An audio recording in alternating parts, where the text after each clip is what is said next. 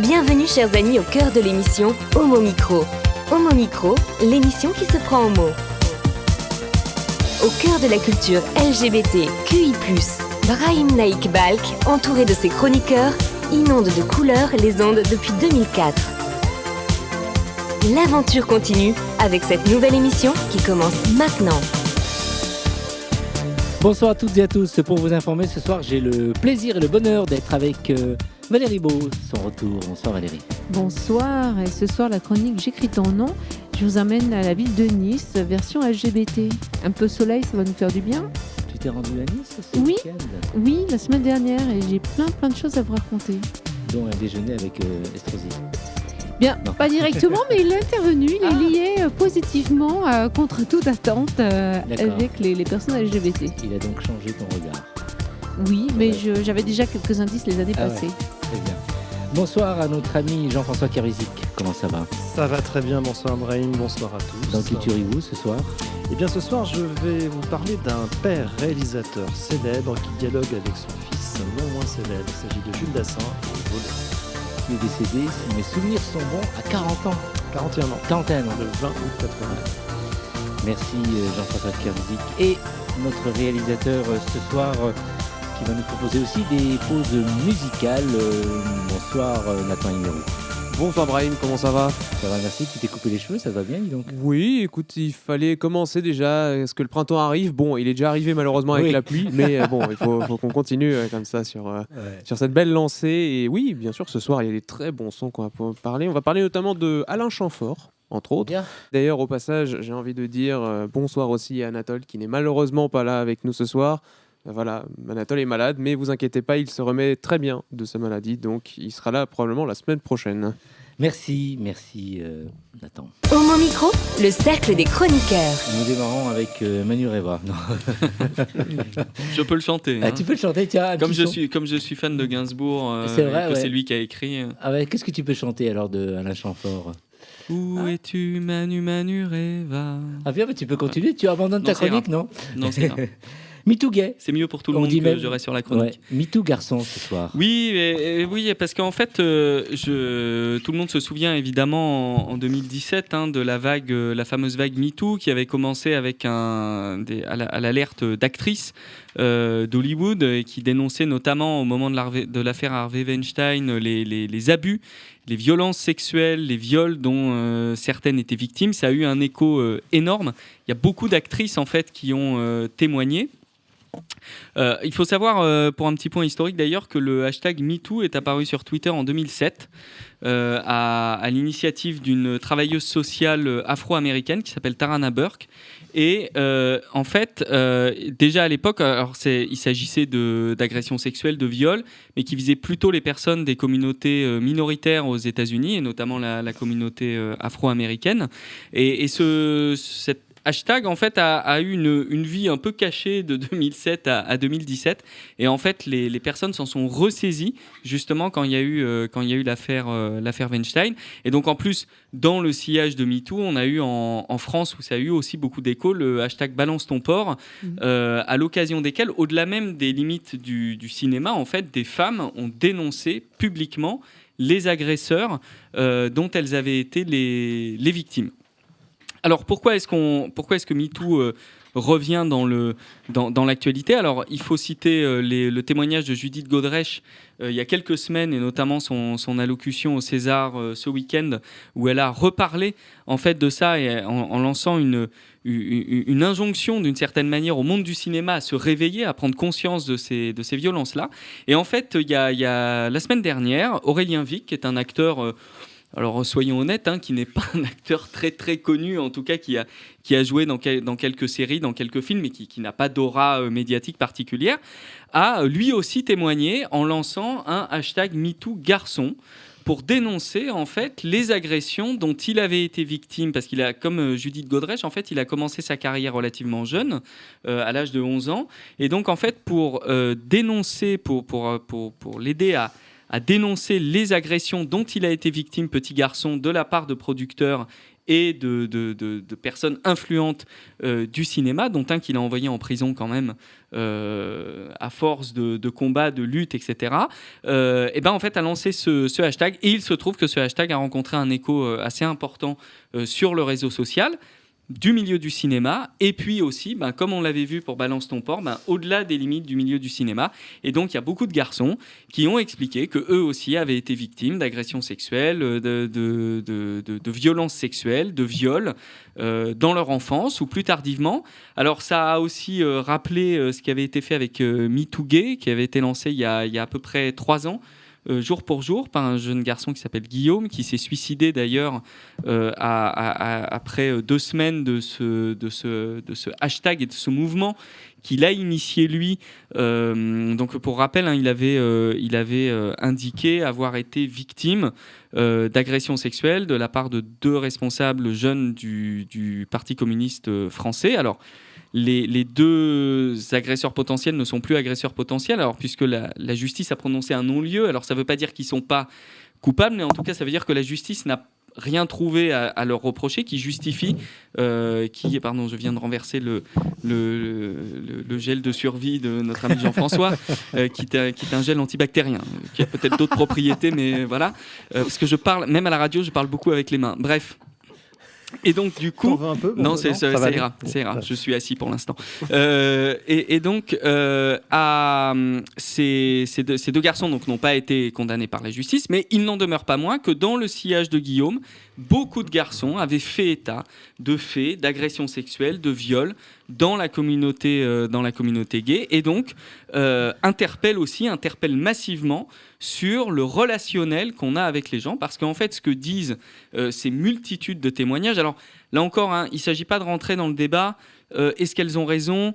Est-ce qu'ils ont raison ? Est-ce que machin ? Et on attaque quelqu'un publiquement, il n'y a plus de procès, et le procès public, etc. Parce que c'est souvent ça qui revient, malheureusement. C'est souvent ça qui revient, mais en fait, la puissance de ça, c'est pas tant qu'il y ait des procès, les procès viendront s'il y a nécessité d'avoir des procès. C'est une libération de la parole. C'est-à-dire qu'à un moment, on sort du domaine de ce qui doit être tu, et on va dans le domaine de ce qui a vocation à être dit. Et c'est très important parce qu'en fait, ça crée des électrochocs. Et d'ailleurs, pour revenir au témoignage de Judith Godrèche, elle le dit elle-même dans une très belle interview qu'elle a donnée sur France Inter, très émouvante, il y a 1 semaine et demie, où elle dit « Mais en fait, pendant des années, j'ai considéré que c'était normal. » Pourquoi elle a considéré que c'était normal ? Parce qu'elle n'avait pas de référentiel de « ça n'était pas normal ». Et ce que donnent ces mouvements de masse autour de ces hashtags et de ces témoignages, ça donne le cadre de quelque part ce qui est attendu des autres et ce qui n'est pas attendu des autres. Et donc, on ne peut se construire et on ne peut réfléchir à ce qui s'est passé dans sa vie que quand on a d'autres qui viennent dire voilà, moi j'ai vécu ça, ça m'a traumatisé, moi j'ai vécu ça, ça m'a traumatisé.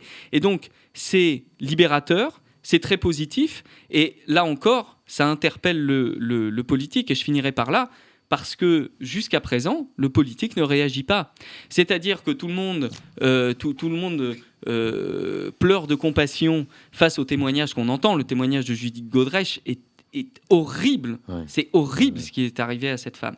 Et d'ailleurs, le témoignage d'Aurélien Vic, c'est pareil. Quand on prend la peine de lire ce qui lui est arrivé, c'est odieux. C'est révoltant.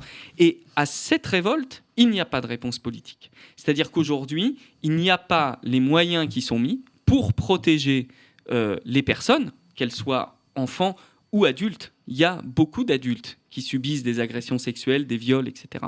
Et donc, ce n'est pas qu'une question de consentement.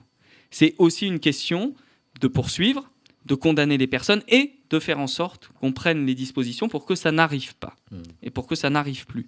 Et là, il y a un silence radio des gouvernants. Ça fait 2017, j'en parlais, ça fait donc maintenant 6 ans, bientôt 7 ans, que c'était octobre 2017, MeToo. Ça se fait bientôt 7 ans que c'est sur la table. Évidemment, on le sait d'avant. Je suis retombé sur un extrait de Coluche qui taillait le milieu du cinéma dans les années 80 pour remettre un César. Donc ça devait être en 86 peut-être ou quelque chose comme ça. Qu'est-ce qu'il disait alors ? Eh ben justement, il faisait. Alors c'était sous le ton de la blague évidemment, mais il attaquait le milieu du cinéma sur son omerta, sur ses valises de billets qui transitent. Avec Alain Delon. En guest star qui n'était pas là. Mais voilà, enfin, il y a tout ça, quoi. Donc, en fait, il n'y a pas à être surpris.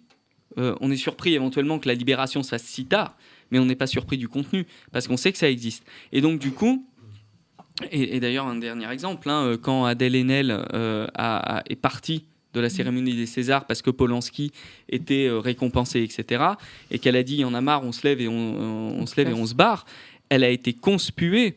Alors effectivement, l'attitude peut paraître un peu caricaturale, mais elle porte quand même un message de fond derrière, qui est que... Polanski n'a pas été jugé encore. Mais avant même de condamner la personne, on peut se dire que c'est peut-être pas très opportun, vu ce qui se dit de lui et vu ce qu'on risque de le reprocher. Et puis accessoirement, il refuse de faire face à la justice aussi. Donc on peut comprendre aussi pourquoi. Donc tout ça, tous ces trucs s'accumulent et le politique ne fait rien. Ouais. On ne fait pas d'éducation dans les écoles. On ne fait pas d'éducation à la vie sentimentale et sexuelle dans les écoles, dans les collèges, dans les lycées. On ne prépare pas les enfants à leur expliquer très simplement ce que les adultes peuvent leur faire et ce que les adultes n'ont pas le droit de leur faire. Donc ça veut dire que quand le drame arrive, ils ne sont même pas capables de dire et pouvoir éventuellement pas de se défiler de l'agression, malheureusement, parce qu'il y a un rapport de domination physique, mais ils ne sont même pas capables de le verbaliser après. Donc, ils ne peuvent pas trouver un adulte pour dire, bah voilà, machin m'a fait ça, on m'a dit à l'école qu'il ne fallait pas, voilà. Donc, en fait, c'est une société malade qu'on a là, comme sur le harcèlement, comme sur plein d'autres choses. Donc, il y a beaucoup de discours. Je vais finir par là parce que sinon, ça va vraiment être trop long. Il y a beaucoup de discours. Le politique ne fait rien et le politique fuit ses responsabilités sur ces questions-là, qui sont pourtant majeures. Parce que en tolérant ça, on crée une société malade qui n'aura qu'une seule vocation, reproduire ce qui a déjà été subi. Alors d'après toi, pourquoi le politique ne répond pas ? Est-ce qu'il ne sait pas répondre ? Est-ce que c'est un véritable sujet encore tabou chez les politiques ? Ou ils ont affaire, surtout dans le monde du cinéma, à une puissance, comme par exemple l'affaire Depardieu, où Macron s'est complètement effacé et soutenu en quelque sorte Depardieu. Oui, ça me rappelle le sketch de Blanche Gardin qu'elle avait fait au Molière, où elle dit oui, quand même, prenons, on est tolérant pour les acteurs, mais prenons un autre corps de métier, par exemple les boulangers. Voilà, alors certes, il tripote les gamins dans le fournil, mais par ailleurs, il fait une très bonne baguette. Voilà, c'est-à-dire qu'on est là, c'est-à-dire que le mec est un très grand acteur, un très grand machin, alors on lui passe tous ses caprices qui sont de toute façon que de la fantasmagorie liée à son art, liée à son machin. Il y a quand même une romantisation de ces actes qui est absolument scandaleuse. Il faut voir l'affaire Maznef et les interventions de Gabriel Maznef en plein milieu des émissions littéraires qui expliquent que oui, finalement, c'est très sympathique de se taper des fillettes de 13 ans. C'est vrai. Avec l'aval de tous ceux, si je puis dire, de tous ceux qui étaient à apostrophe ce jour-là, sauf une femme. Sauf une Canadienne, malheureusement dont j'ai oublié le nom, peut-être que d'autres s'en souviennent, qui était une auteure, une poétesse, une autrice et une sociologue. Qui était seule, d'ailleurs. Et d'ailleurs, qui s'est insurgée contre ça. Et qui était la seule femme présente devant tous ces hommes. Elle leur a expliqué que c'était bien joli leur histoire, mais que c'était pas une façon de faire et que la vie n'était pas faite comme ça, qu'il y avait un abus mais considérable et sexuel et aussi de suprématie en fait. C'était vraiment terrible. Pour revenir sur les politiques, pourquoi les politiques ne réagissent pas ? Alors je pense que tu as émis deux axes de réflexion dans la question. Je pense que le premier, c'est qu'effectivement, ils ne savent pas comment faire. C'est-à-dire il y a quand même une vraie problématique là, c'est qu'on ne sait pas comment faire. Alors on parle de consentement, on parle de machin, on parle de trucs, etc. Mais il n'y a pas... Aujourd'hui, on ne sait pas, par exemple, juger les cas de viol ou d'agression sexuelle d'il y a 20 ou 30 ans. On ne sait pas le faire. C'est souvent des procès parole contre parole. On devine aisément que la pauvre actrice blacklistée depuis, qui essaye d'obtenir réparation, personne ne va vraiment l'écouter. CF, le cas de Depardieu, c'est-à-dire qu'il en a au cul des quantités astronomiques et... vous savez, non, c'est des témoignages, on ne sait pas trop, et puis c'était il y a longtemps. Pourquoi ils ont mis autant de temps d'ailleurs à parler, hein, si c'était si traumatisant, le témoignage de Judith Godrèche nous l'explique. Voilà, les témoignages de viol, il y a des gens, ils oublient. C'est-à-dire que dès lors que ça s'est produit, ça n'existe plus. Et ça revient 10 ans, 15 ans, 20 ans après. Et ça, on le sait, c'est documenté par la médecine, c'est documenté par la psychologie. Et donc, on ne sait pas faire, on ne sait pas gérer. Donc déjà, sans doute qu'il faut qu'il y ait des formes d'états généraux qui soient capables de formaliser sur quoi est-ce qu'on poursuit et comment est-ce qu'on démontre ça. Parce qu'évidemment, il ne s'agit pas non plus juste sur la foi d'un témoignage, de dire telle personne va finir en tôle pendant 10 ou 20 ans. C'est pas possible non plus. Mais ça veut dire qu'il faut qu'il y ait une réflexion pour que les femmes qui portent plainte, parce que ça touche beaucoup les femmes, j'ai parlé de MeToo garçons, mais ça touche extrêmement majoritairement les femmes. Et donc pour que les femmes et les autres victimes de ces abus sexuels et de ces viols soient entendues quand elles témoignent et qu'on puisse apporter de la valeur à ces témoignages-là et que ce ne soit pas effectivement juste passé comme un caprice ou autre. Donc ça, c'est la première chose. La deuxième chose, c'est que je pense que les politiques ne veulent pas parce qu'ils sont aussi dans une caste de domination. Et ils sont eux-mêmes impliqués, c'est ce que j'allais dire, effectivement. Ils sont alors impliqués, je ne sais pas. On pense à Nicolas Hulot. Oui, on pense à Nicolas Hulot, on pense à beaucoup d'autres. En réalité, partout où il y a une logique de domination, la logique de domination se transforme en une logique de domination sexuelle. Et de pouvoir. Et de pouvoir, oui. Ça s'entend dans la domination, mais parce qu'il y a de la domination dans le monde du cinéma. Évidemment, les personnes qui sont attaquées, ce sont rarement des acteurs de seconde zone ou des actrices de seconde zone. Ce sont des producteurs, ce sont des acteurs célèbres, ce sont des gens qui ont une logique de mandarinat dans leur art et dans leur métier, et donc qui se retrouvent tout puissants. Mais on a la même chose à l'université. Il y a la présidente de Sorbonne Université qui a exclu de l'enseignement, parce qu'elle ne pouvait pas faire plus, mais au moins exclu de l'enseignement, un obstétricien qui est à la fac, qui enseigne en fac de médecine, qui a 12 ou 13, je crois, affaires de violences sexuelles contre lui, d'étudiantes qui ont porté plainte et tout. Et donc, il y a une décision forte, là, pour le coup, qui a été prise de, au moins, le soustraire en attendant le procès, au moins de le soustraire aux étudiants et étudiantes envers qui, visiblement, il avait des passions un peu pathologiques. Et donc, voilà. Mais globalement, c'est extrêmement dur de faire bouger ces milieux de pouvoir parce qu'effectivement, ils se sentent concernés. Qui se sent morveux se mouche, c'est le grand classique. Je pense que si personne n'avait rien à se reprocher, en fait, tous les hommes seraient en soutien de MeToo, tous les hommes seraient en soutien des témoignages des femmes qui trouvent le courage de le faire, et tous les hommes seraient en soutien, et tout le monde en réalité serait en soutien des personnes qui trouvent la force de témoigner pour dire « ça m'est arrivé ». Mais je ne veux plus, nous ne voulons plus que ça arrive à qui que ce soit d'autre. Et comment on peut imaginer la suite? Comment les situations peuvent évoluer? Là, c'est une bonne chose. L'actrice est intervenue au César, donc c'est une véritable surprise. Personne ne s'y attendait. Un témoignage émouvant. Il n'y aurait pas des rendez-vous comme ça, on n'évoluerait pas tellement et les messages ne seront pas passés normalement. Non, mais je pense en fait que ce qu'il y a, le fondement, en fait, c'est que tout ce qu'on voit là, ce sont des symptômes. Le mal profond qui est le fait que les hommes, encore dans nos sociétés, considèrent que les femmes, ou de façon générale les personnes perçues comme des personnes plus faibles, sont leurs outils, sont leurs jouets, ce point-là n'est pas réglé. C'est-à-dire qu'aujourd'hui, on est dans un système où la grande cause du quinquennat sur les droits des femmes, on s'assoit dessus depuis qu'elle a été décrétée.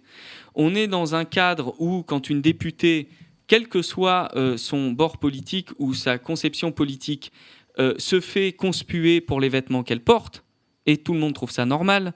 On est dans un cas de figure où des complotistes se permettent d'expliquer que Brigitte Macron est en fait un homme et que c'est... voilà. Donc, en fait, à tous les niveaux, il y a une espèce de confort dans le fait de continuer cette société. Je reviens sur le MeToo gay un instant, parce qu'il ne faut pas croire que la communauté gay soit exempte de ces reproches. Avant d'être gay, nous sommes des hommes. Et étant des hommes, nous sommes, certes, dégradés, mais dans notre dégradation, des hommes dominants. parce que la société fait que comme nous sommes des mecs, nous avons un pouvoir sur ce qui n'est pas des mecs. Et donc, pas plus les gays que les autres ont le moindre intérêt à revenir sur cette emprise sociétale, parce qu'elle nous profite, parce que nous en sommes les bénéficiaires.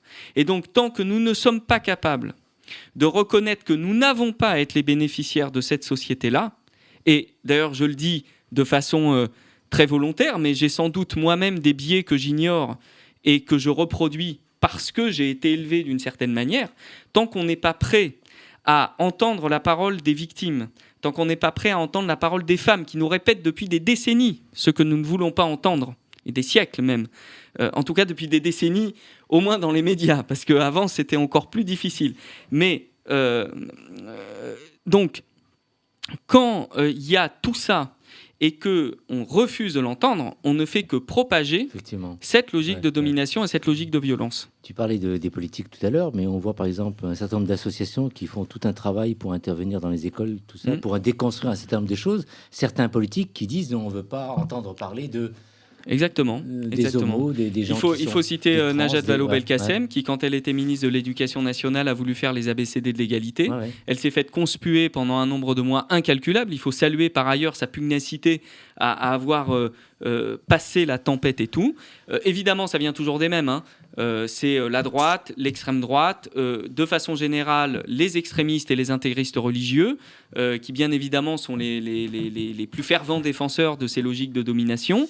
Et je mets toutes les religions dans le même sac, hein, qu'il n'y en ait pas une qui vienne me dire ah bah oui mais nous quand même on a fait non, tout est bon acheté. Et donc du coup on a toutes ces personnes, voilà, tous ces dominants qui éructent à chaque fois qu'on prononce le mot égalité, qui éructent à chaque fois qu'on dit qu'il ne faut pas violer les gens. Enfin, ça a l'air quand même d'être une évidence absolue avec laquelle tout le monde devrait pouvoir être d'accord, fille comme garçon. Je veux dire, c'est quand même hallucinant que des gens nous expliquent oui, bon, vous savez, Judith Godrèche quand même.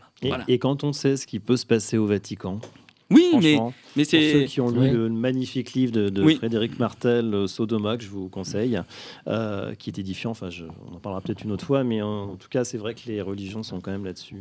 Il faut en parler, je pense, une très Alors oui, il s'agit d'un livre qui a été écrit, c'est un journaliste qui s'appelle Frédéric Martel, et il est allé, alors, je ne sais pas si on peut, si le terme est juste, mais enfin en immersion au Vatican, en immersion ouverte, c'est-à-dire que tout le monde savait qui il était, pourquoi il était là, pour écrire un livre. Il a recueilli les témoignages de beaucoup de cardinaux qui ont été sincères sur la façon dont se passaient les sexualités vaticanesques, et il a mis le doigt en fait sur des pratiques homo, mais ça c'est leur droit, il n'y a pas de souci, mais il a mis en évidence aussi qu'il y avait quand même une forme de hiérarchie sexuelle, qu'il y avait aussi de la prostitution, alors non pas à l'intérieur du Vatican, mais avec une filière extérieure. Enfin, c'était absolument terrifiant. Et les cardinaux les plus homophobes sont évidemment les plus pratiquants en termes de pratiques sexuelles. Donc c'est assez édifiant, c'est écrit noir sur blanc, c'est très accessible, c'est sorti en poche. Je ne sais plus chez quel éditeur, mais à vérifier. Ça s'appelle Sodoma, et ce qui est très drôle, c'est que la couverture de ce livre, c'est un cierge, un énorme cierge. Il fallait quand même le trouver. Et c'est paru, l'éditeur m'échappe parce que je n'avais pas prévu d'en parler, mais je vais rechercher, je vous dirai tout à l'heure. C'est sorti en poche, en tout cas. Nicolas ? Et oui, sur la religion, un point qui moi, m'a toujours frappé. C'est dans le Lévitique. Hein. Donc, le Lévitique, c'est un des livres de loi de l'Ancien Testament. Et donc, ça sous-tend les 3 religions monothéistes. Alors, avec des ajustements, machin, mais enfin... La base, quand même, c'est la base des 3 religions monothéistes. Que nous dit le Lévitique ? Eh bien, dans le Lévitique, quand une femme accouche, elle est impure. Déjà. Point. Elle est impure pendant 1 semaine, 7 jours, quand elle accouche d'un garçon. Et elle est impure pendant 2 semaines, quand elle accouche d'une fille. Il faut imaginer que ça a été écrit grosso modo 1 millier d'années avant Jésus-Christ, quelque chose comme ça, hein, donc avant notre ère. Ça devait traîner dans les pratiques non écrites depuis quelques siècles ou quelques autres millénaires. Et donc ça veut dire qu'à minima, ça fait 3000 ans que dans tous les endroits où ces religions ont droit de citer et ont le pouvoir, cet état d'esprit est inculqué aux gens. comment peut-on imaginer qu'en l'espace de quelques décennies, on serait capable, sans lutter fortement, de revenir sur cette moralité foireuse infusée de génération en génération qui ne font qu'expliquer que les femmes sont des objets à disposition. Oui. Voilà. Donc, voilà. Alors, je ne suis pas exégète, je suis pas... j'aurais bien aimé passer une thèse sur ces sujets, mais je n'ai pas eu le temps. Mais ça m'intéresse quand même. Donc, je vous incite à aller lire à la source de ce que sont ces discriminations. Parce que, voilà, vous ouvrez la Bible de Jérusalem, vous avez tout dedans. L'Ancien, le Nouveau Testament. Alors, le Nouveau Testament qui est un peu plus journalistique, mais bon, voilà. Donc, focalisez-vous sur l'Ancien Testament, faites l'effort de lire ça, et vous verrez d'ailleurs dans le même Lévitique que les gays sont condamnés à se faire exploser la gueule, leur sang retombe sur eux. Donc voilà, il y a tout un tas de trucs. Alors si tu couches avec ta tante aussi, hein, le sang retombe sur toi. Enfin, ça dépend comment tu l'écris, tante. Non, ça dépend. Voilà. Alors avec la tante comme ça, c'est 2 fois plus. Mais voilà, donc il y a quand même un truc là-dessus. Nous avons repris ces modes de fonctionnement et nous continuons à les propager. Donc il faut un sursaut, il faut tout ça. Il faut MeToo, il faut MeToo gay, il faut MeToo garçon, il faut balance ton porc. Et je remercie toutes celles et ceux qui, grâce à ça, font vivre la révolte dans notre société pour espérer demain avoir un monde meilleur. Jean-François. Oui, donc Sodoma, aux éditions Gallimard, Pocket, c'est sorti en poche et ça coûte 10 €. Donc n'hésitez pas, ça vaut vraiment le coup. Il faudra en faire une chronique un jour. J'en ferai une chronique avec plaisir. Merci Nicolas. Moi, ça fait penser, j'ai vu sur les réseaux il y a quelques jours une image de télévision. Il y avait Jacques Dutronc qui était entouré de 2 chanteuses. Il y avait donc Isabelle Adjani et une autre à sa gauche, je ne sais qui. Et à un moment donné, pendant l'émission, Jacques Dutronc qui draguait en direct Adjani, mais qui se rapprochait d'elle. Et elle, la pauvre, elle s'éloignait, elle savait que faire. Et la télévision, à cette époque-là, a laissé faire ça. Alors moi, quand j'ai vu cette image-là, j'ai été complètement choqué. Oui, mais il y a Cécile, plus récemment, il y a Cécile de Ménibus qui s'est fait embrasser de force par comment il s'appelle l'acteur de porno italien là Rocco Siffredi. Rocco Siffredi sur un plateau. Alors tout le monde rigole, c'est merveilleux. Hein, oh, qu'est-ce que c'est drôle la télé, machin et tout. Sauf que 10 ans après, Cécile de Ménibus, elle en parle encore. Elle est traumatisée par ce qui s'est passé. Il se passe pas grand-chose. Il se passe pas grand-chose. Personne n'a voulu l'entendre quand elle l'a dit. On lui a ressorti le classique. Ah bah oui, mais c'était il y a longtemps. Et puis quand même, c'est à la télé, c'est sympathique, on rigole. Voilà. Sauf que Cécile de Ménibus, elle n'avait pas du tout envie de se faire embrasser par Rocco Siffredi. Merci Nicolas. Alors, quand tu commençais à présenter ta chronique, il y a maintenant plus de 10 ans que tu es à mon micro, je me suis dit, merde, j'espère qu'il ne va pas parler de moi.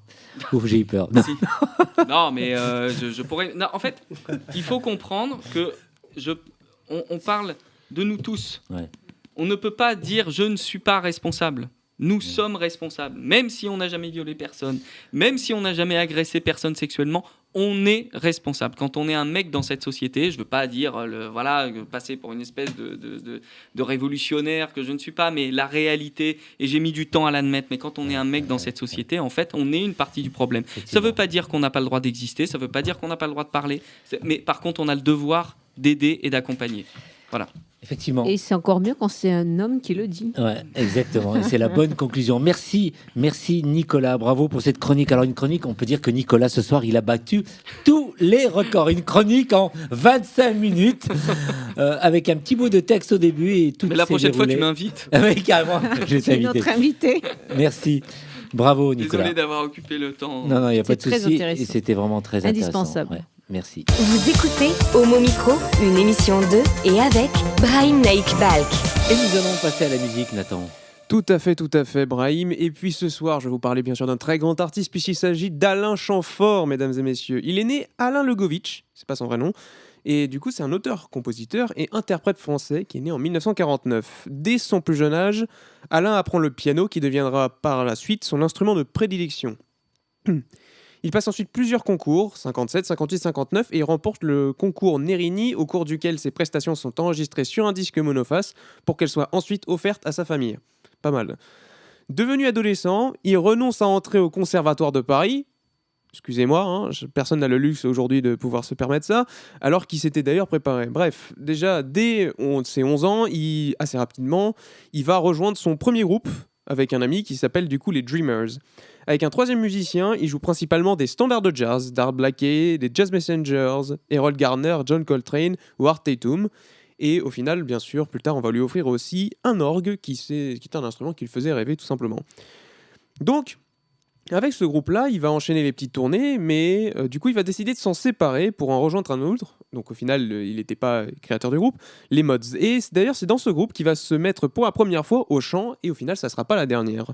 Les Mods signent ensuite du coup chez Vogue, qui était un très gros label à l'époque, et qui enregistre d'abord un premier 45 tours, dont la chanson principale s'appelle « Je veux partir » et composée par Alain. Ils vont aussi faire un deuxième 45 tours, mais il n'y aura pas autant de succès. Cependant, la chance vient aux Mods grâce à Jacques Dutronc, qui les repère et il leur propose de l'accompagner ponctuellement sur sa chanson « Et moi, et moi, et moi » pour quelques émissions de télévision du moment. Il faut savoir que Dutronc, il va finir par reprendre ses anciens musiciens, donc avec qui il bossait, mais il va quand même prendre quelques gens aussi. Donc il y a notamment Alain, forcément, parce qu'il est conquis, en tout cas Dutronc a été conquis par ses qualités de claviériste et de présence discrète pour compléter son groupe. Et il va aussi bien sûr prendre une autre personne des Mods qui s'appelle Jean-Pierre Arlassen, qui est aussi guitariste. Bref, Alain Chamfort, il enregistre quand même plusieurs titres avec Dutronc. Il y a On nous cache tout, on ne nous dit rien, La fille du Père Noël, Les Playboys, J'aime les filles, où Alain d'ailleurs joue toutes les introductions au piano, Les Cactus, etc., etc. Il participe ainsi au premier album de Dutronc, qui est publié en octobre 1966. Il va cependant quitter Dutronc au bout de 2 années pour enregistrer quelques titres seuls, sous le nom de Alain Legovitch, donc son vrai nom, en signant au final avec Dick Rivers, qu'il a rencontré lors des événements de mai 68. Vous vous rendez compte quand même ? Pas mal, hein ? En 1971, au final, plus tard, il va quand même courir dans un groupe de l'édition de l'Eurovision de 71, et il va remporter du coup le trophée avec Monaco, parce que Monaco, à l'époque, était encore différente de la France, il faut savoir. Et il était accompagné de la chanteuse Séverine, qui d'ailleurs était une de leurs fans de son premier groupe, les Dreamers. Et fun fact aussi, en plus, elle est venue chanter avec elle Goldfinger sur scène. Donc ils ont fait quand même quelques petits trucs sympas ensemble. Il rencontre plus tard un certain Claude François. Et donc, pour lui proposer des chansons, Claude François il lui demande alors de travailler avec lui, et il va donc signer son label qui est Flèche. Tout d'abord, il est compositeur avec Michel Pelé pour une proposition de Claude François. Donc, il faut savoir qu'il va faire ça pour d'autres choristes, et notamment aussi d'autres artistes qui sont à l'intérieur de son label. Et puis, grâce à bien sûr, il va vouloir faire un disque, bien sûr, plus tard, notre ami Alain Chamfort. Eh bien, tout simplement, au début, il y aura une maquette où il sera avec Michel Pelé, sauf que d'un accord commun au final, au fait, ça sera que Alain Chamfort qui va chanter tout seul sur cet album. Bref, après un premier 45 tours qui s'appelle Dans les ruisseaux, en 1972, il enchaîne les succès commerciaux, Signe de vie, d'amour, L'amour en France, Je pense à elle, elle pense à moi, Adieu mon bébé chanteur, mais aussi, forcément, les tournées qui suivent avec. Eh bien, tout simplement, il devient malgré lui un chanteur à minette. Dommage. Bref, en 1975, c'est ça qui est assez tragique, c'est qu'il va reprendre en 1975 la chanson de Barry Manilow, Could It Be Magic, qui s'appelle en français, qui donne le temps qui court. Et bien au final, il n'y aura pas grand succès. Et bien en fait, l'année suivante, Donna Summer, elle va reprendre la chanson, succès phénoménal, carton, voilà, donc pas de chance pour lui. Eh bien aussi, malheureusement, avec le succès et la jalousie maladive de son patron, il décide de se quitter parce que ses rapports avec Claude François, bien sûr, vont énormément se détériorer. Il faut savoir qu'il va quitter le label, continuer une petite carrière seule avant de retrouver une autre maison. Mais il va quand même prendre 2 personnes, Gérard Louvain, qui deviendra son manager, et aussi, bien sûr, Michel Pelé, le compositeur. Forcément, on peut se prendre un petit luxe, on le prend. Et donc, il signe l'année suivante, en 1976, c'est CBS Discs, qui deviendra Sony, avec une liberté totale dans le choix artistique. L'année d'après, justement, en 1977, il va, avec l'accord de sa maison de disques, bien sûr, enregistrer son album suivant, qui s'appelle Rock and Rose, dans un studio de Los Angeles, dont les musiciens, d'ailleurs, une fois qu'il est allé une première fois là-bas, l'ont fasciné par la qualité de leur jeu, leur perfectionnisme et leur sérieux. Donc, en partant avec, du coup, ses amis compositeurs Michel Pelé et Jean-Noël Chaëla, il choisit les musiciens Jeff, Steve et Mike Porcaro, qui formeront plus tard le groupe Toto. Et oui, forcément, c'est plutôt pas mal quand même. Et du coup, les percussions et les cordes ont été d'abord enregistrées à Londres, bien sûr, lors de ça, mais forcément, les textes, il a fait appel à un certain Serge Gainsbourg. Voilà. C'est à partir de là où on va dire que la carrière de Alain Chamfort prend un tournant. Donc, au début, il enregistre un petit instrumental qui s'appelle du coup Araxi Spaceship. Et ben il repart quand même parce qu'au fait son album Rock'n'Rose n'aura pas trouvé grand succès. Donc il repart à nouveau à Los Angeles quand même. Incroyable, coup de tête. D'habitude aujourd'hui ça ne marche pas. Si votre album ne marche pas, on fait pas une deuxième session. Je vous le dis tout de suite. Donc il faut savoir que à nouveau quand il va enregistrer son album à nouveau à Los Angeles, il compose donc sa musique, mais les textes lui ils sont toujours écrits par Gainsbourg et c'est là où il va composer le plus grand tube de son histoire, bien sûr. Manureva. Il faut savoir d'ailleurs au final que à l'origine elle devait s'appeler Adieu California, mais bon comme il n'était pas ultra fan du titre de la chanson, en fait il a entendu parler lors d'un dîner d'un navigateur disparu qui s'appelle Alain Colas et de son bateau Manureva. Et donc forcément le sujet en plus qui lui inspire directement les paroles de la chanson, eh bien en fait c'est un morceau disco mélancolique révélant d'un travail de production ultra inventif pour une époque. Et donc comme c'est le titre qui va être incroyable, il faut savoir quand même que la New Wave commence à arriver et lui, il se dit, il faut quand même que j'évolue, je veux aller de l'avant. Sauf qu'au fait, les années 90, ça n'a pas super bien marché et du coup, son contrat avec Sony, eh bien, au final, parce que CBS devient Sony, il va pas durer, il va être rompu à la fin des années 90. Du coup, il enchaîne à nouveau les petits labels, par-ci, à droite, à gauche, mais il aura quand même quelques heures de gloire, il faut savoir, parce qu'il va remporter notamment quelques petites victoires de la musique, pour certains clips notamment, voilà, en 1994 et en 2004. Et enfin, en 2010, on va pas oublier, mais il sort un album quand même sur Yves Saint Laurent, qui s'appelle Une vie Saint-Laurent, qui n'aura pas tellement de succès, mais qui va quand même marquer un petit peu la critique, parce que forcément, c'est sur Yves Saint Laurent. Donc on va quand même en parler. Bref, sinon ce soir, on va écouter un morceau qui a été sorti avec Sébastien Tellier il y a un moment, maintenant ça va faire bientôt plus d'un petit mois que c'est sorti. Et bien tout simplement, Sébastien Tellier, quand il a appris ça, il a dit « je veux le faire absolument ce morceau avec lui ». Ça a très bien marché, ça marche en soi, ça fait quelques petites écoutes en ce moment, c'est plutôt pas mal. Mais voilà, on va écouter ce soir le morceau qui s'appelle « Whisky Glass ».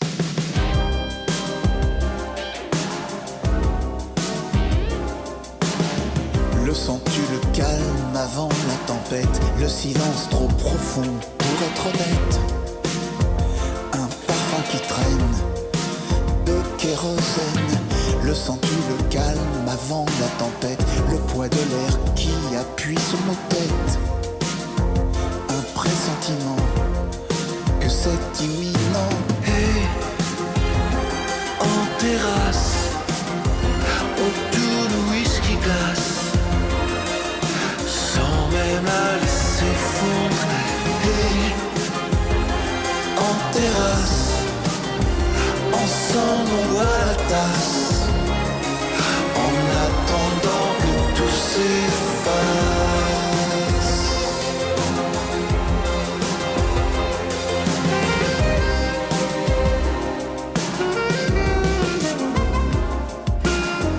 Le sens-tu le calme avant la défaite, triste cotillon de fin de la fête, un parfum dans l'air, d'heure dernière, cet instant parfait avant la comète, le chant des oiseaux qui soudain s'arrête, une certaine idée d'éternité. Et en terrasse, autour de whisky glace, sans même la laisser fondre. Et en terrasse, des amoureux s'embrassent, en attendant que tout s'efface.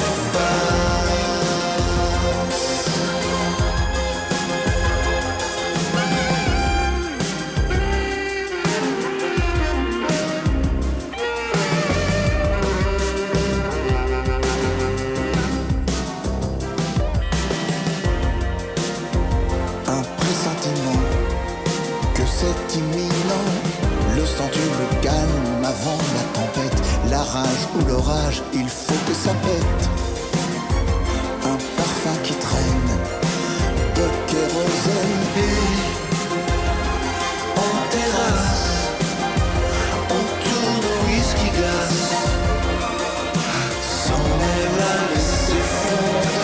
Et en terrasse, des amoureux s'embrassent, en attendant que tout s'effondre.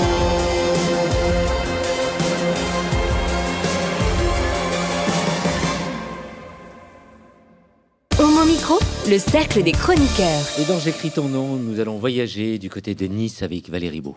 Eh bien oui, ce soir je vous invite à Nice. La ville de Nice est superbe. Le soleil souvent nous attend. Les couleurs arc-en-ciel, la baie des Anges, nous rêvons, vous rêvez.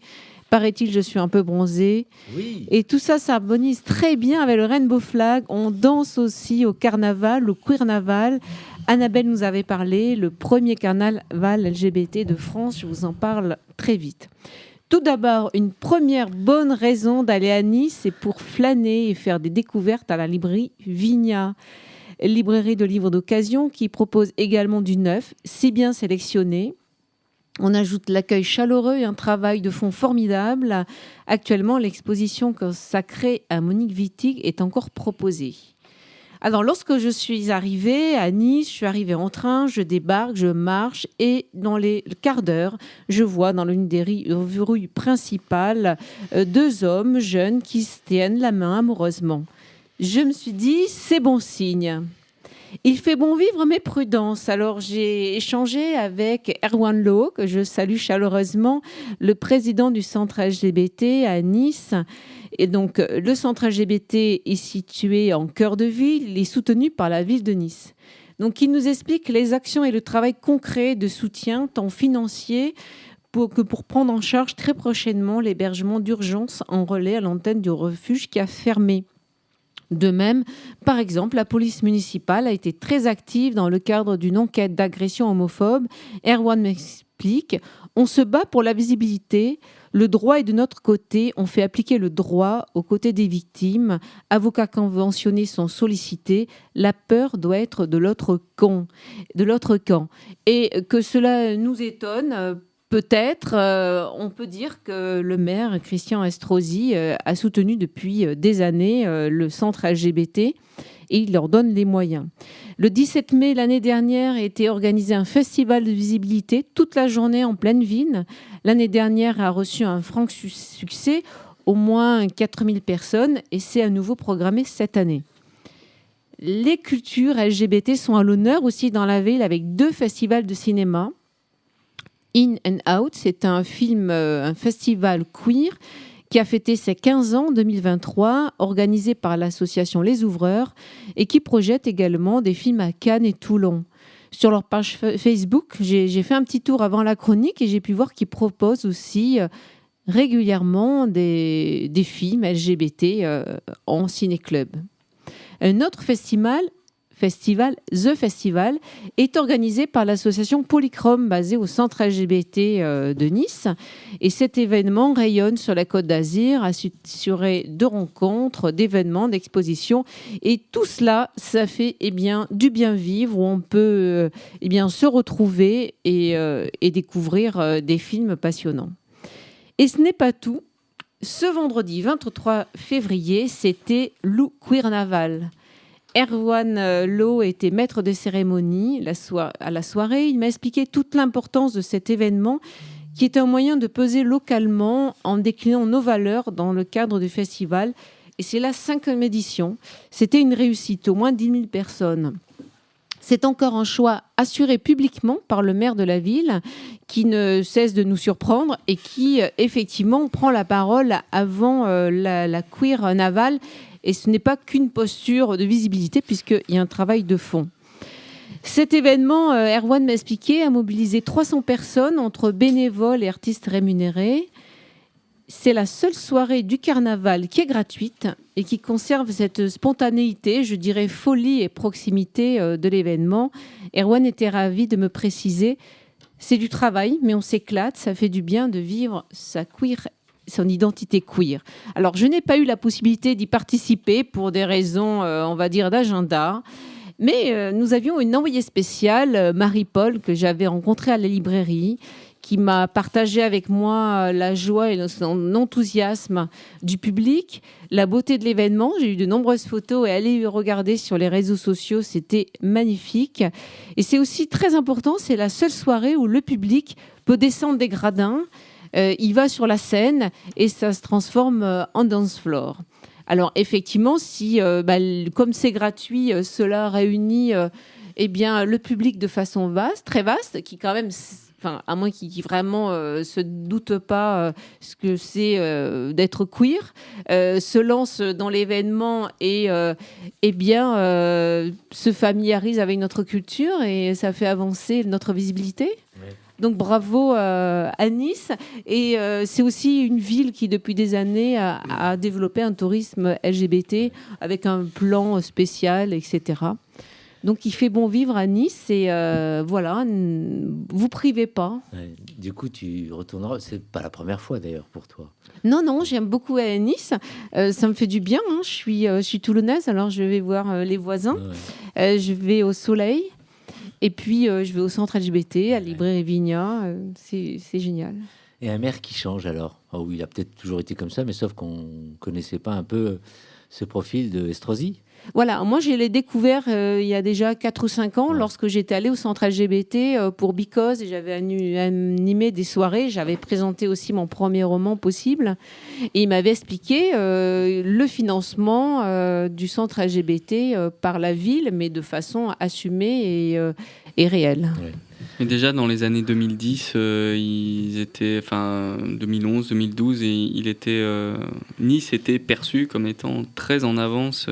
Ah oui, sur tout ça, ouais. C'est contre-intuitif, mais bon, il faut prendre les gens pour ce qu'ils font, pas forcément pour ce qu'ils sont. Donc voilà, factuellement, il aide et bon, il faut reconnaître aussi quand, y compris chez des adversaires politiques potentiels, il y a des gens qui prennent de bonnes décisions. Donc merci. Quand tu parlais de Marie-Paul, moi j'ai cru que c'était Marie-Paul Bell, celle qui n'est pas parisienne. Non. Elle n'est pas parisienne, Marie-Paul. Tu veux pas chanter un petit air, Brahim, là? Je ne suis pas parisienne, ça me gêne, ça me gêne. Je ne suis pas dans le vent, c'est navrant. Aucune bizarrerie, ça m'ennuie. Et après, je sais plus la suite. Ah, là, on est en train de concurrencer Nathan. C'est vrai. Ah. Merci Valérie. Homo Micro, le cercle des chroniqueurs. Il n'est pas parisien, il est breton et il est depuis maintenant quelques temps dans Homo Micro pour sa chronique Culturez-vous, Jean-François Kervisi. Et oui, juste par rapport à la Bretagne, vous savez ce que disait Coluche quand il disait cette année j'ai pris mes vacances en Bretagne, il disait c'est sympa parce qu'en plus c'est pas loin de la France. Ah ouais. C'est drôle. Voilà, je l'aime bien mais je suis pas là pour parler de Coluche ce soir. En tout cas, je suis là pour parler de Jules Dassin, le grand réalisateur Jules Dassin et de son fils Joe Dassin. Je ne sais pas si dans l'immense popularité de Joe Dassin n'a pas effacé un peu celle de son père. En tout cas, c'est ce que nous propose l'auteur dont je vais vous parler ce soir, qui s'appelle Alexis Salatko. Il a écrit un roman qui retrace la vie de ces deux hommes qui se sont aimés et respectés, mais toujours à distance. Le 20 août 1981, Jules Dassin, réalisateur américain, donc pense à son fils Joe, chanteur, maniaque et perfectionniste. Jules ferme les yeux et se remémore ce fils parti trop rapidement le 20 août 1980. Profitant de ses yeux fermés et profitant d'un vol long courrier, Jules se remémore tous les 20 août de la naissance à la mort de son fils. L'auteur Alexis Salatko, dans ce roman, donc retrace ces deux vies parallèles. Entre Jules Dassin, réalisateur palmé à Cannes, et Joe Dassin, chanteur à succès, il y a une plaie, il y a un amour à distance, il y a un respect teinté de fierté. L'un, Jules, suit la carrière de l'autre, Joe. Joe rejoint son père sur les tournages, puis il y a la fuite en Europe. Souvenons-nous, Jules est victime du macartisme, dénoncé par l'un de ses compatriotes d'ailleurs, qui s'appelle Edward Mitrix, grand réalisateur de western.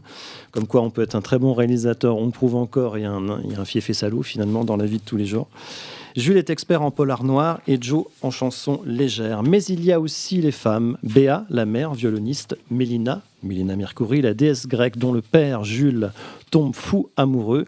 Puis il y a Maryse et Christine, les femmes de la vie de Joe. Et il y a l'enfant, Joshua, mort quelques jours seulement après sa naissance. Puis les deux garçons que Joe ne verra jamais grandir. L'alcool et la coke ont fait leur œuvre. Parce que oui, on ne le dit pas, mais malheureusement pour lui, Joe Dassin était un grand consommateur d'alcool et de coke. Et tout cela a eu raison de son cœur à l'âge de 40 ans. Qu'il est loin le chemin papa, chantait Joe en référence au parcours de sa famille juive émigrée de Russie au début du XXe siècle, parfait emblème de la réussite made in USA. Et ça, on oublie un peu de le dire, mais ils ont des racines quand même extrêmement puissantes et c'est aussi pour ça qu'ils ont réussi à devenir ce qu'ils sont, enfin ce qu'ils ont été, parce que Jules Dassin est mort il n'y a pas très longtemps finalement, à l'âge de 96 ans, je crois que c'est dans les années 2000. Oui, il a eu... Alors il travaillait plus depuis un petit moment, mais il faisait des mises en scène au théâtre. Il avait arrêté le cinéma. Alexis Salatko aime les Dassin, son affection affleure et son écriture l'intensifie. C'est un bel hommage entre la France, les États-Unis et la Grèce. Mais l'envie de revoir les films de Jules Dassin peut se faire sentir, donc je vous propose de revoir, si vous en avez le temps, c'est sur toutes les plateformes, Jamais le dimanche ou Les Forbans de la nuit, et d'écouter évidemment La mélancolie d'un été indien, celui californien que Joe a connu enfant et qui nous saisit toujours. Alors pourquoi résister ? Et puis l'Opéra de Paris programme le compositeur Thomas Hadès et son... comment on dit ça ? Exterminating Angel, l'ange exterminateur. Tu peux répéter ? Exterminating Angel. Je n'y arriverai jamais. En fait, c'est l'Opéra de Paris, donc après le ballet Dante Project, toujours signé Thomas Hadès. Il programme à partir du 29 février, je voulais quand même en dire un petit mot ce soir, l'opéra Exterminating Angel. On réessaye, Brahim ? Allez, Exterminating Angel. Non, j'ai pas envie de me ridiculiser, mais peut-être à la fin de l'émission, tiens. Avec plaisir. Donc de Thomas Hadès, je me distrais. Cette œuvre débute par un dîner entre amis dans la haute société, dans une demeure cossue, mais peu à peu, une force mystérieuse empêche les 15 convives de quitter la réception. Le vernis craque, les liens se délitent, la société est ébranlée, surtout la leur. Thomas Hadès signe une partition riche, étendue, contemporaine autour de cette histoire inspirée par un film de Luis Buñuel qui s'appelait aussi Les Anges Exterminateurs. Et la mise en scène est signée de Calixto Beito et ce sera l'Opéra Bastille dès le 29 février et jusqu'au 23 mars prochain. Voilà, c'est très contemporain, c'est une première en France, ça mérite d'être signalé. Bien, je crois que je vais y arriver. Exterminating. Non. T'es pas loin. C'était un peu du marocain. Ouais, on sent l'anglais de Marrakech. Et j'ai juste oublié une petite chose, oui. Brahim, parce que j'ai complètement zappé de dire que le livre s'appelle donc Jules and Joe et qu'il est aux éditions de Noël. Voilà. Il y a un jeu de mots avec Jules et Jim ou pas Alors, on pourrait le penser. En fait, il y a plein de gens qui m'ont dit ça, mais non, du tout. Il y a beaucoup de femmes dans ce bouquin, parce qu'effectivement, ils étaient tous les deux très amateurs de femmes. Mais voilà, c'est tout. Merci Jean-François. Homo Micro, le cercle des chroniqueurs. Bon, j'ai un anglais qui n'est pas très très fort, bien sûr, mais j'aurais eu un prof d'anglais comme Éric Garnier, je parlerai bien, n'est-ce pas, Éric ? Bonsoir. Oui, Exterminating Angel. Oh, évidemment. Allô ? Oui, allô. On t'entend. Alors, tu interviens pour nous présenter et nous parler d'un DVD, un film. Oui, qui a fait quelques semaines sur les écrans en France, qui s'appelle d'un titre assez bizarre, Porno Mélancolia. Un film qui paraît maintenant en DVD chez Épicentre. Alors, par curiosité, j'ai quand même essayé de voir ce qu'en disaient certains médias. Et alors, j'ai écouté France Culture et le 21 juin 2023, au moment où le film sortait, eh bien, j'ai entendu un vrai éloge de ce film. Alors, ça m'a un peu étonné. Alors, bon, la première scène de Porno Mélancolia nous montre un vrai acteur porno qui s'appelle Lalo Santos, qu'on trouvera beau, ou plus ou moins, mais et il est seul, entouré de gens dans la rue, et il se met à pleurer profondément. Pourquoi ? On se demande donc pourquoi il est comme ça, alors que en fait, il est bel homme, il va petit à petit quitter l'usine où il travaille pour faire des photos de lui, mettre ça sur Internet. On va lui proposer de faire un film porno très amusant où il est Zapata, le grand héros de la libération mexicaine. Alors vous imaginez le côté un peu burlesque d'un Zapata X. Et on va le voir tout le long du film, un homme assez mystérieux, dont on va se rendre compte que, eh bien, il est souvent seul, alors qu'il a des milliers et des milliers de fans. C'est un peu un influenceur sexuel. Et à certains moments, on se rend compte que finalement, il est seul alors qu'il est a priori très entouré. La dernière scène est très, très parlante. Hein. Il est conscient que en fait, il ne sait pas vraiment à quoi il est utile. Parfois, dit-il, je n'ai pas envie de me lever, alors que, je le répète, il a tout pour lui, mais il se sent inutile. Alors, il y a d'autres moments où on le voit seul et particulièrement seul quand il parle à sa mère, qu'il appelle régulièrement, mais qu'il ne va finalement jamais voir. Alors, c'est un film où il y a peu de paroles, c'est un homme qui parle peu. On le voit dans un certain nombre d'activités qu'il aime bien, il aime son corps, mais voilà, il est mélancolique. Mélancolique de quoi ? Est-ce que c'est la pornographie qui le rend mélancolique ou... Voilà, c'est un homme mystérieux, un homme troublant, et la dernière image aussi est très forte, comme la première. Et on pourrait peut-être, on aurait pu appeler ce porno Mélancolia plutôt de titre d'une chanson d'Alain Souchon, Ultra-moderne solitude. Voilà, c'est un très beau DVD de chez Épicentre, porno Mélancolia avec Lalo Santos. Je suis allé voir sur Google, évidemment, j'ai vu 2-3 films de lui et voilà, c'est un bel homme, mais c'est une belle bête. Mais c'est aussi un homme, et cet homme-là nous touche par finalement le constat qu'il fait de sa vie. Voilà. Merci, un bel homme et une belle bête comme toi, notre cher Éric Garnier. Oui.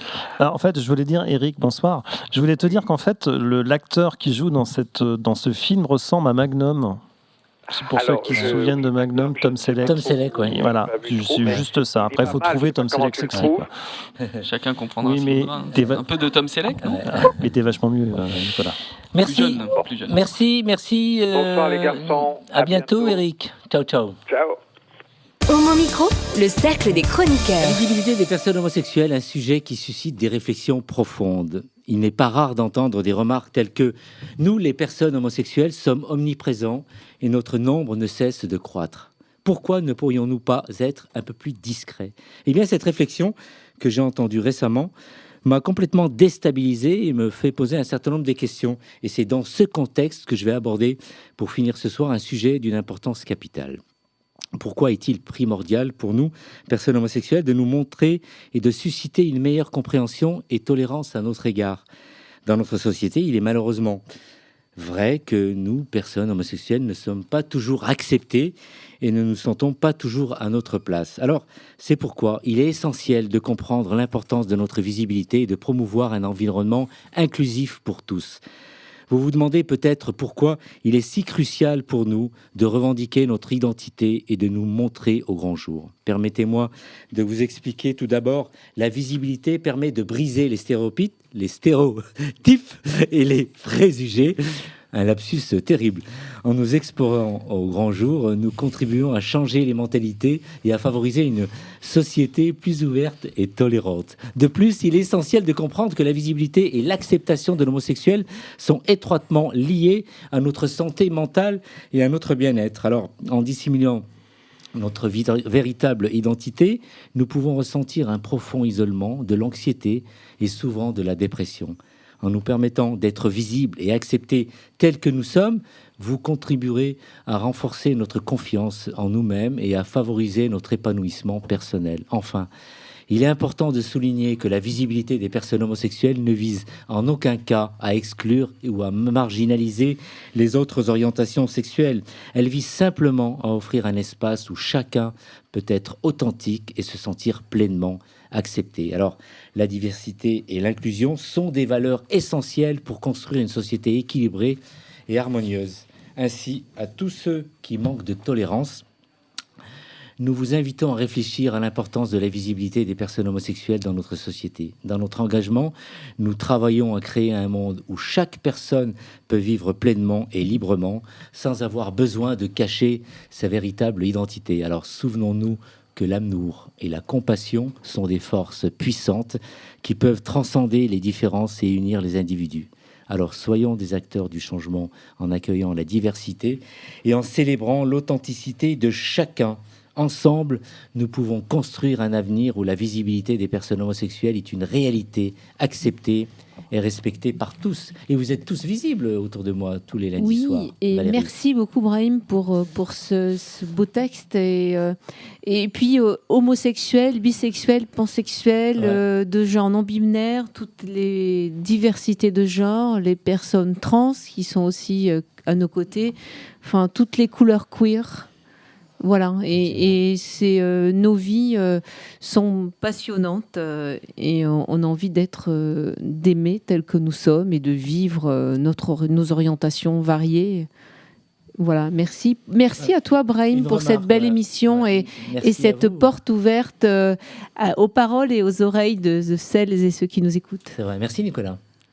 Tu voulais intervenir, mais... Ah non, parce que j'ai trouvé le texte très bien. Bravo, Brahim. Alors, c'est vrai que souvent j'ai entendu à une époque des remarques comme celle-ci, et là récemment encore, parce qu'on parlait d'une intervention que j'avais faite dans une école suite à mon livre, une pièce de théâtre qui se joue, qui s'appelle La Chouma. Et là, à un moment donné, ça m'a fait bondir, je me suis dit, merde. Au revoir Jean-François. Ah mais moi je suis sous le charme de ton texte, Brahim. Ouais. Non, moi j'ai arrêté de dire que j'étais hétérosexuel parce que les gens étaient déçus. Ouais. Donc finalement Merci à vous. En tout cas, c'était un bonheur d'être avec vous ce soir. À très vite pour une prochaine aventure et émission. Bah ouais. Au revoir Nicolas. Bientôt. Au revoir Jean-François. À bientôt. À très vite. À très vite. Qui était avec nous ce soir? Tu peux nous dire C'est Katia. Katia, tu peux lui dire au revoir à tous les auditrices, auditeurs. Tiens, le micro est ouvert. Au revoir à tous. Ouais. Oh là là, s'il y avait de la place pour un petit peu plus de monde, je vous inviterais tous à venir. Ah bien. Merci Katia. Au revoir Nathan pour cette réalisation et à très vite. Prochain rendez-vous dans une semaine. Ciao ciao. Hey! Oh non! Cette émission est maintenant terminée.